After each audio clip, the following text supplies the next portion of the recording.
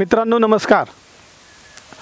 या आठवड्याच्या या आपल्या नवीन व्हिडिओ ब्लॉगमध्ये तुम्हा सगळ्यांचं पुन्हा एकदा स्वागत।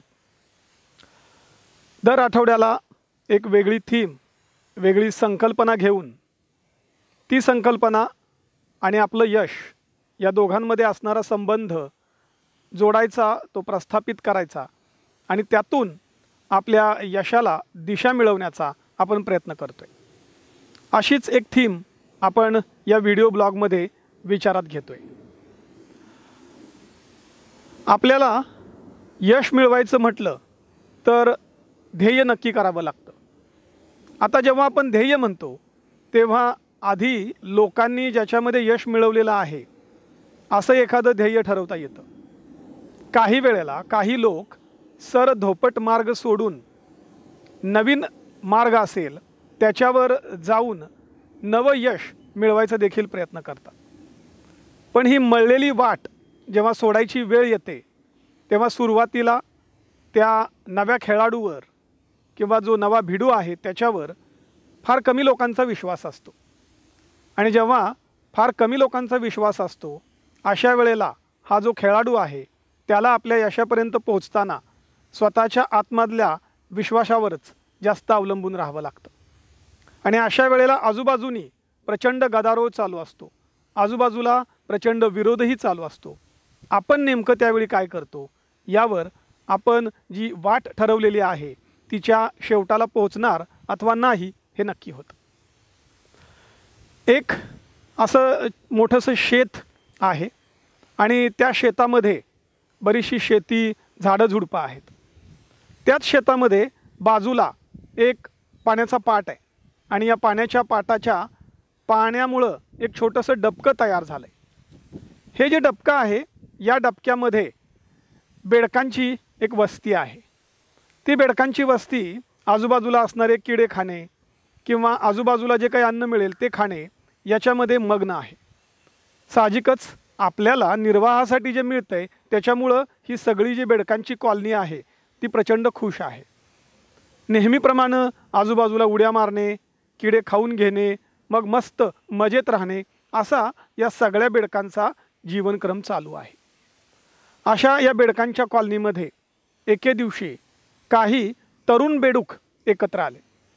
त्यांना नेहमी कुतूहल वाटायचं की अरे आपण ह्या पाटाभोवतीच फिरतो किंवा हे जे डबकं आहे एवढ्यापुरताच आपला विचार होतोय, आपण जरा वेगळं काहीतरी करून बघूयात। आणि मग यापैकी काही बेडकांच्या डोक्यात अशी कल्पना आली की इथं या शेतामध्ये खूप उंच असं नारळाचं झाड आहे, खूप उंच असं माडाचं झाड आहे, आपण त्या झाडावर चढून बघूया। आता बेडूक आणि नारळाचं झाड याचा तसा आजपर्यंत कधी संबंधच नाही आहे, पण आपण त्याच्यावर वर जाऊन बघूयात।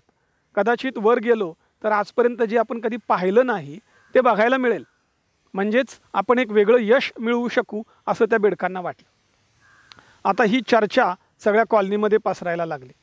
जे जुने जाणते बेडूक होते त्यांनी तर थेट विरोधच केला। अख्ख्या बेडूक वंशामध्ये असला वेडगळपणा, असला मूर्खपणा कोणी केलेला नाही आहे। अरे आपला काय संबंध आहे? आजूबाजूला आपण किडे मिळत आहेत, भरपूर खायला मिळतं आहे, ते खायचं आणि निवांत राहायचं। हे झाडावर चढायचं, वर जायचं असलं कधी डोक्यात घ्यायचं नाही।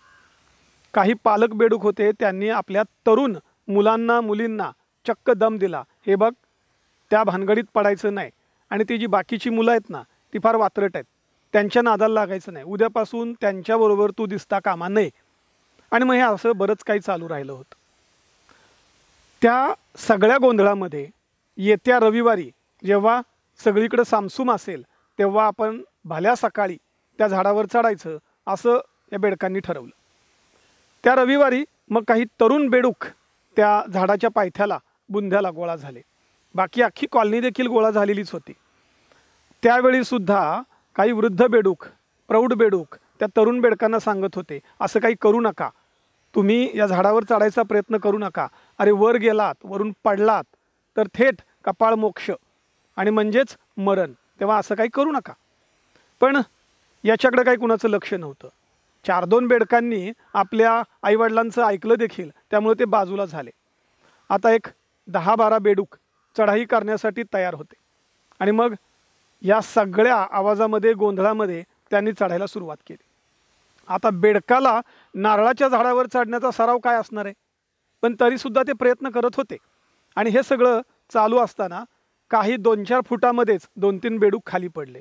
तेव्हा आजूबाजूचे बेडूक फिदी हसले आणि म्हणाले, आम्ही सांगत होतो हे आपलं काम नाही आहे. आता एक 6-7 बेडूक उरले होते, ते वर जात होते. काही अंतर गेल्यावर अजून 2-3 बेडूक पडले. ते थोड्या उंचावरून पडल्यामुळं जरा मुकामार लागलाच होता. पण आता काय करायचं, तोंड वेंगाडून आपल्याला इतरांना दाखवताही येत नाहीये, तेव्हा ते गप्प बसले. पण त्यांच्यावर इतर बेडूक हसतच होते. आता उरलेले 3-4 बेडूक वर जात होते. तेव्हा हे बाकीचे ओरडून सांगत होते, खाली या खाली या, याच्यावर जाऊ नका, याच्यावर गेला तर आता हातपायच मोडेल. हे सगळं चालू असताना आणखी 2-3 बेडूक खाली पडले. जे पडले त्यातले काही जायबंदी झाले, जखमी झाले. आता 2च बेडूक उरले होते आणि हे 2 बेडूक बऱ्यापैकी अर्धा अंतर वर चढून गेलेले होते. या अर्धा अंतरापर्यंत गेल्यावर हे दोन्ही बेडूक वर जाताना खाली बघायचे. खालचा गोंधळ त्यांना ऐकायला येत होता आणि हा जो खालचा गोंधळ होता तो हातवारी करूनही सांगत होता, वर जाऊ नका खाली या, वर जाऊ नका खाली या, ऐका आमचं. आणि या सगळ्या गोंधळामध्ये एक जो बेडूक होता त्याने परत खाली येण्याचा प्रयत्न सुरू केला, पण त्याच्यात तो गडगडला आणि खाली पडला. आता उरला एकच बेडूक. हा उरलेला एक बेडूक वर जात होता. तो काही पावलं वर जायचा, खाली बघायचा. खाली बघितल्यावर हे सगळे ओरडायचे, परत ये परत ये. तो फक्त हसायचा आणि परत वर जायचा. म्हणजे 2-4 पावलं वर जाणं, खाली बघणं, खालचे ओरडतायत अशा वेळेला त्याकडे दुर्लक्ष करणं आणि हसून परत वर जाणं, असं त्याचं चालू होतं. आणि ह्या सगळ्या प्रक्रियेमध्ये त्यांनी कुणाकडेच लक्ष दिलं नाही आणि शेवटी तो नारळाच्या झाडाच्या टोकावर पोहोचला. तिथं जाऊन अख्ख्या बेडूक वंशामध्ये जे कोणाला पाहता आलेलं नव्हतं त्यांनी ते मनसोक्त पाहिलं. खूप मोठं यशाचं शिखर त्यांनी गाठलं. आता तो बेडूक हळूहळू खाली उतरून आला आणि तो जेव्हा पायथ्याला पोहोचला तेव्हा उरलेल्या तरुण बेडकांनी त्याला खांद्यावर घेतला आणि त्याची जोरात मिरवणूक काढली. झालं, हा सगळा इव्हेंट पार पडला. पण याची सगळीकडेच चर्चा होती की एका बेडकांनी नारळाच्या झाडावर चढाई केली आणि तो टोकापर्यंत पोहोचला. त्यामुळं आता बेडूक वंश म्हणून जो वंश होता त्यांचा अभिमान मात्र वाढलेला होता. पण ही सगळी चर्चा चालू असताना काही प्रौढ वयस्कर बेडूक एकामेकाला म्हणत होते, अरे पण काही तो वेडा आहे का, आपण सगळे सांगत होतो पण त्यांनी काही ऐकलं नाही. अजिबात न ऐकता तो वर कसा काय गेला आणि त्याला काही कोणी पालकांनी सांगितलं नाही का. फार वात्रटच आहे बरं का, तो जिंकला ठीक आहे पण तो फार आगाऊ आहे. हे सगळं चालू असताना काही छोटी बेडकं हसत आजूबाजूला आली आणि म्हणाली, अहो काका, तो वेडा नाही आहे, तो बहिरा बेडूक आहे. मित्रांनो, आपली जेव्हा यशाच्या मार्गावर चढाई चालू असते किंवा मळलेली पायवाट सोडून पुढे जाण्याची तयारी सुरू असते त्यावेळेला आजूबाजूने प्रचंड गोंधळ सुरू असतो. आपण पुढे जावं की जाऊ नये याच्यासाठी आजूबाजूनी प्रचंड सल्ले मिळत असतात. अशा वेळेला आजूबाजूचं ऐकण्यातच जर आपली शक्ती वाया गेली तर काय होईल, उरलेल्या सगळ्या बेडकांसारखी आपली अवस्था होईल. आपल्याला इतरांपेक्षा वेगळं यश मिळवायचं असेल किंवा आपण ठरवलेलं जे काही उद्दिष्ट आहे ते प्राप्त करायचं असेल तर त्या बेडकासारखं बहिरं व्हावं लागेल.